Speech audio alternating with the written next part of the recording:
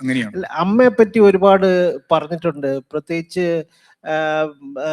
സുനി ചോപ്രയുമായി ബന്ധപ്പെട്ട എന്ന് വെച്ചാൽ നമ്മുടെ മരിച്ചുപോയ വലിയ കമ്മ്യൂണിസ്റ്റ് നേതാവായ സുനി ചോപ്ര ഒരു തവണ കണ്ണൂർ സന്ദർശിച്ചപ്പം മാഷ് കാറിൽ പോകുമ്പോൾ സുനി ചോപ്ര അമ്മയെ പരിചയപ്പെടുത്തുന്ന ഒരു സാഹചര്യം ഉണ്ട്. അതിനെപ്പറ്റി ഒന്ന് വിശദീകരിക്കാം. അമ്മ ആദ്യം മുതലേ കർഷക തൊഴിലാളിയാണ്. അപ്പോൾ ഞാനും സുനിത്ത് ഉൾപ്പെടെ പോകുന്ന സന്ദർഭത്തിൽ പറശ്ശിനിക്കടവിനടുത്ത് റോഡ് പണി നടന്നുകൊണ്ടിരിക്കുന്ന സന്ദർഭത്തിൽ അമ്മ ആ പണിയിലുണ്ട്.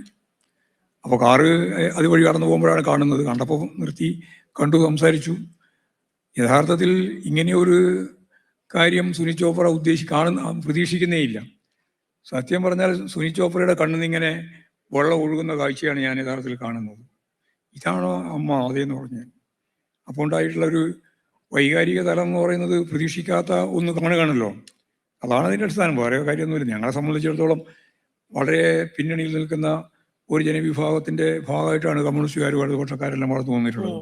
അപ്പോൾ കുടുംബ പശ്ചാത്തലമൊക്കെ തികച്ചും തൊഴിലാളി എന്ന രീതിയിൽ, അല്ലെങ്കിൽ കർഷക തൊഴിലാളി എന്ന രീതിയിലുള്ള, റോഡ് പണിക്കാർ എന്ന രീതിയിലുള്ള ഒരു കുടുംബ പശ്ചാത്തലത്തിലാണ് ഞങ്ങളൊക്കെ വളർന്നു വന്നത് എന്നർത്ഥം.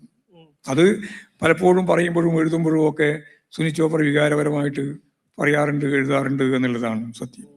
അമ്മക്ക് മാഷ് രാഷ്ട്രീയത്തിൽ ചേരുന്നതിനെ പറ്റി, പ്രത്യേകിച്ച് കമ്മ്യൂണിസ്റ്റ് പാർട്ടി പ്രവർത്തകനായി മാറുന്നതിനെ പറ്റി അമ്മയുടെ അഭിപ്രായം എന്തായിരുന്നു? നമുക്ക് എന്തെങ്കിലും ഒരു അഭിപ്രായം ഉണ്ടായിരുന്നായിരിക്കും? അല്ല, അമ്മയും അച്ഛനും അതുപോലെ തന്നെ ഞാൻ പറഞ്ഞ എൻ്റെ അച്ഛമ്മയും അതുപോലെ തന്നെ ഈ പറയുന്ന മാവനും എല്ലാവരും തന്നെ കമ്മ്യൂണിസ്റ്റ് കുടുംബത്തിൽ തന്നെയാണ് എല്ലാവരും. അതുകൊണ്ട് എവിടെ പോകണോ ഇവിടെ വരുന്നു എന്നുള്ളതിനെ സംബന്ധിച്ചിടത്തോളം ഒന്നും പ്രത്യേക ആലോചനയും ചെയ്തൊന്നും വേണം. വളരെ ചെറുതായിരിക്കുമ്പോൾ ബുദ്ധി ഉറക്കുന്ന കാലം മുതൽ രാവിലെ നടക്കുന്ന പ്രഭാത വേദിയിലും വൈകുന്നേരം നടക്കുന്ന പ്രകടനങ്ങളിലും കാണുന്ന പൊതുയോഗങ്ങളിലും എല്ലാം പങ്കെടുത്തുകൊണ്ടിരിക്കുക. സ്ഥിരമായിട്ട് വായനശാലയിൽ പോവുക, അവിടെ ബാലസംഘം ഉണ്ടാക്കുക, ബാലസംഘത്തിൻ്റെ സംഘാടകനാകുക, പുസ്തകം വായിക്കുക.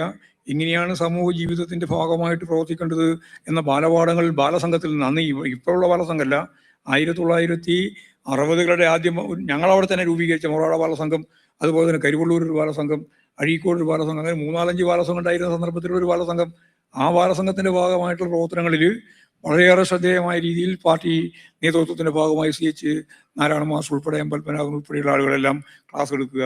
അപ്പോൾ സിഗരറ്റ് വലിക്കാൻ പാടില്ല, മദ്യപിക്കാൻ പാടില്ല, എങ്ങനെ പെരുമാറണം എന്നുള്ള കാര്യം, ഇതെല്ലാം ജീവിതത്തിൻ്റെ ആദ്യ ഭാഗം തന്നെ. എന്ന് പറഞ്ഞാൽ LP സ്കൂൾ UP സ്കൂൾ പഠിക്കുന്ന ഘട്ടത്തിൽ തന്നെ ഞങ്ങളെല്ലാം കേൾക്കുകയും പഠിക്കുകയും മനസ്സിലാക്കുകയും ചെയ്തിട്ടുള്ളതാണ്.